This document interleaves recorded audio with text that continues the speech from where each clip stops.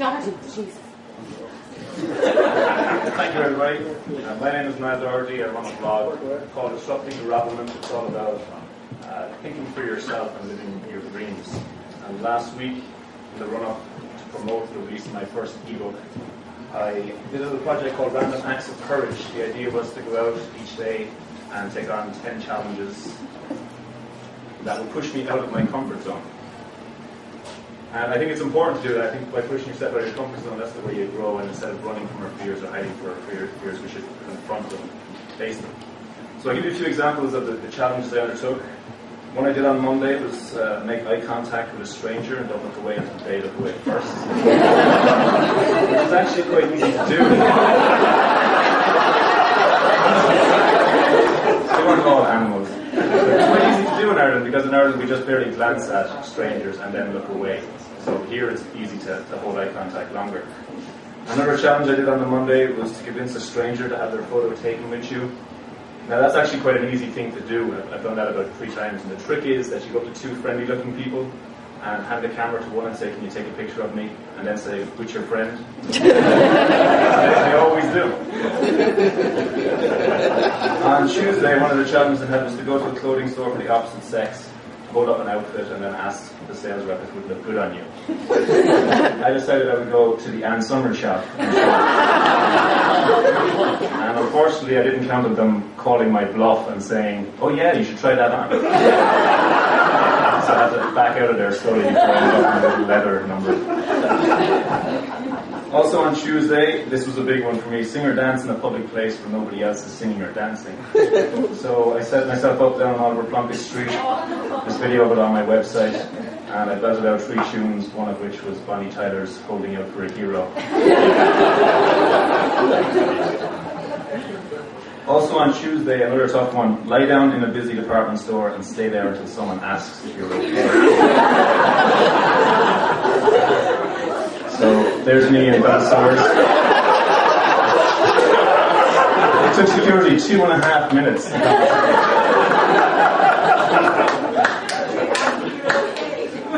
Yes, twice. The challenge I had to do on Wednesday was to walk into a tall building and ask at reception if I could go up on the roof to have a look at the view. They wouldn't let me do that at the Elysian, the tallest building in Ireland.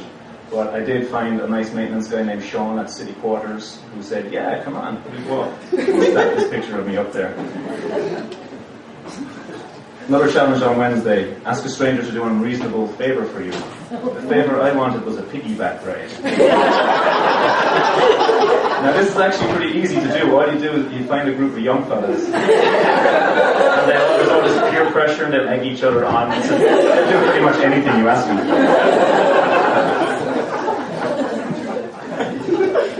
A challenge on Thursday, ask a stranger for some personal advice. I decided to make this one a little tougher for myself as well. I went to TK Maxx and found the most beautiful girl working in the whole place and went up and asked her if she could suggest a solution to my flatulence problem. Unfortunately, she could not. On Thursday, the last challenge I did was to flirt with the hottest girl or guy in the room. I like girls, so I decided I would flirt with a girl. And this is her name was Ashlyn. She works at the Raven, and I'm terrible at flirting, but she humoured me anyway, and she gave me her phone number, so you never know what will happen there. On Friday, challenge is all about getting over the fear of uncertainty and change, so I had to get on a random bus, get off after 5 stops, and find my way home. Now, I've only lived in Cork for a month, so that was more challenging for me than you think. Although the first bus I saw on Patrick Street and hopped on, it turned out to be going towards my house anyway.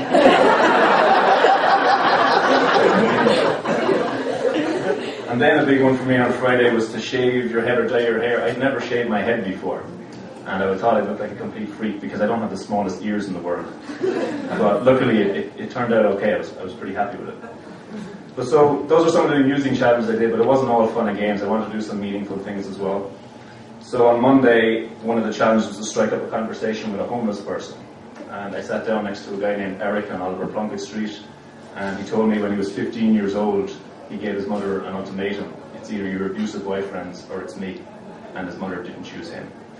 So he moved out of home and ended up sleeping in fields and became an alcoholic and a heroin addict. On Thursday, I did a little free hugs event down on Paul Street. And a lot of people thought I was weird, a lot of people avoided me. But a lot of people really, really seemed to appreciate it, and they really needed a hug that day. So I felt good being able to do a little bit of that until Tesco security told us to go right. Also on Thursday, hold a conversation with a stranger for 3 minutes or more. I went into the Old Oak down on Oliver Plunkett Street, and I sat down at the bar next to just a random person, and just any old person.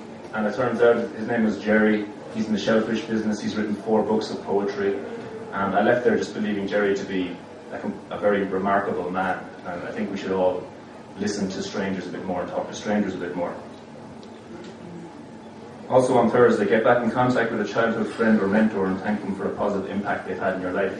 I called up my old babysitter who I hadn't seen or spoken to in 20 years. And I thanked her for everything she'd done for me and my brothers when we were younger. And I'm glad I made that phone call because she really appreciated it, and it turns out that she's struggling with cancer at the moment, and one of the first things she said to me was, I'm not sure how much longer I have left.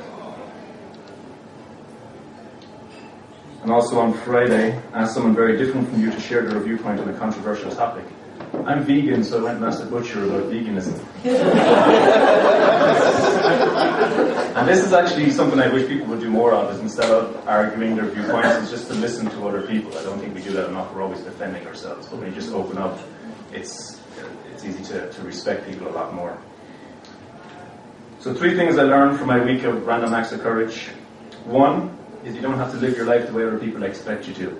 Life is actually a lot more fun and rewarding if you don't. And 2, our fears are generally overblown. So nothing bad came of me stepping out of my comfort zone repeatedly last week. And 3, you can't connect with everyone, but you can connect with more people than you think.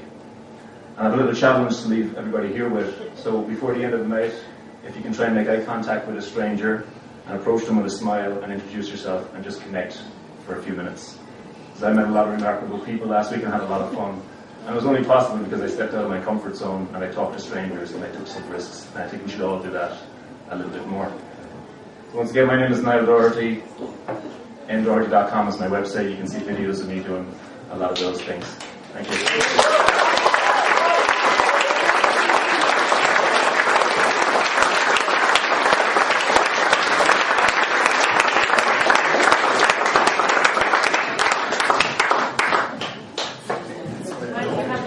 Your challenge set you for the break. Make eye contact with a stranger, approach them with a smile, and introduce yourself and connect. In Cork, we know so many people that I thought that if you really can't see anybody who isn't a stranger, just try looking strange. Yeah, bar time.